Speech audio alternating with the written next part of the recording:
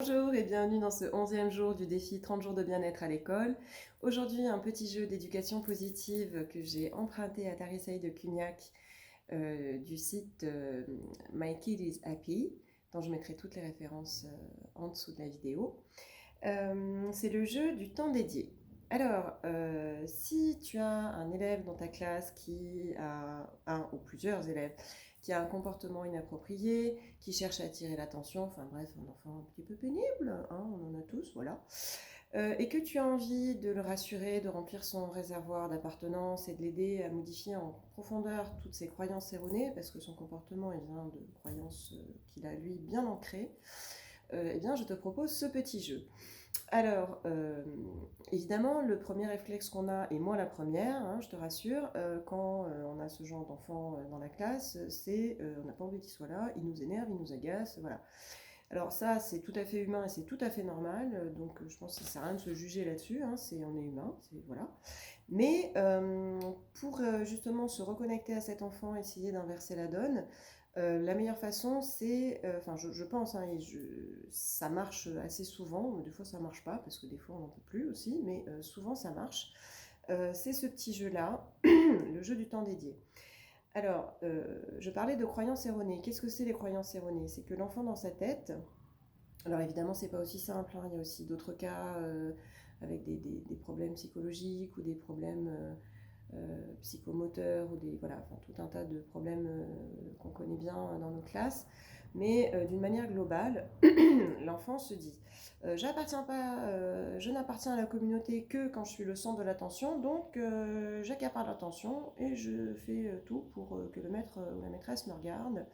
Et souvent, tout, c'est n'importe quoi. Il se dit aussi j'appartiens à la communauté que si je suis en contrôle, donc qu'est-ce que je vais faire? Je prends le pouvoir. Et puisque j'appartiens pas à la communauté, ben, je vais te faire souffrir autant que moi. Voilà. Et donc, je prends ma revanche et je t'embête. Voilà.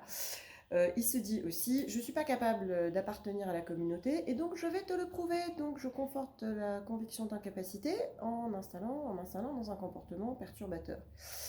Voilà, donc tout ça, évidemment, c'est très lourd, très très lourd, mais l'idée c'est d'essayer de le désamorcer pour pas le vivre comme un calvaire, mais essayer de désamorcer le truc pour que ça se passe mieux.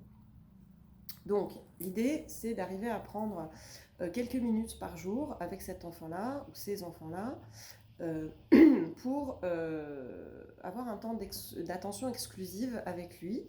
Un temps où on dit aux autres mes lapins, là maintenant je suis avec Chouchou des îles, donc je prends 3 minutes avec lui, donc vous allez voir la scène, vous allez voir qui vous voulez, mais je ne suis pas là, trop pour vous, là tout de suite.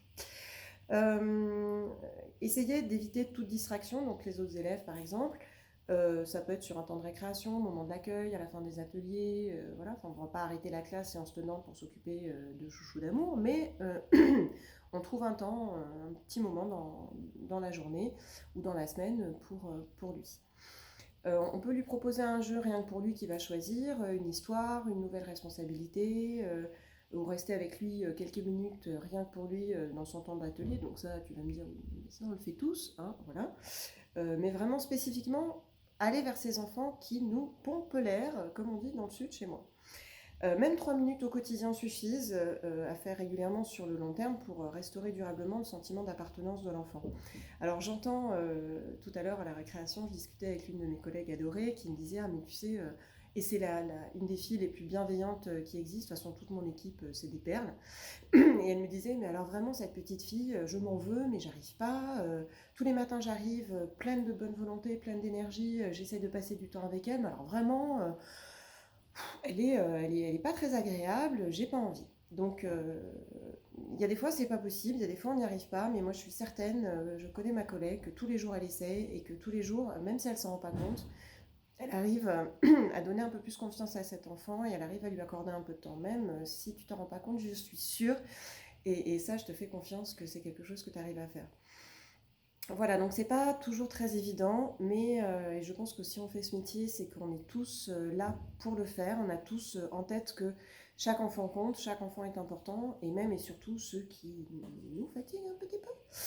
Voilà, donc même si c'est pas évident, je te fais confiance comme je me fais confiance de plus en plus, c'est quelque chose qui fonctionne. Parce qu'encore une fois, si cet enfant est pénible, on le sait tous, il a juste envie qu'on s'occupe de lui. Donc le premier réflexe, c'est de dire ah, il m'énerve, donc je ne vais pas m'occuper de lui. Alors évidemment, au moment où il fait une bêtise, pas lui donner de l'attention, c'est sûr. Mais à un autre moment dans la journée, un moment décroché, ça vaut le coup. Et ça marche assez bien. Voilà. Donc je te remercie de m'avoir écouté ce matin et je te souhaite une excellente journée. Et nous nous retrouvons demain pour un petit travail de développement personnel que j'adore, qui est un outil qui compte énormément pour moi, la gratitude. Voilà, donc je te dis à demain pour la gratitude. Bonne journée.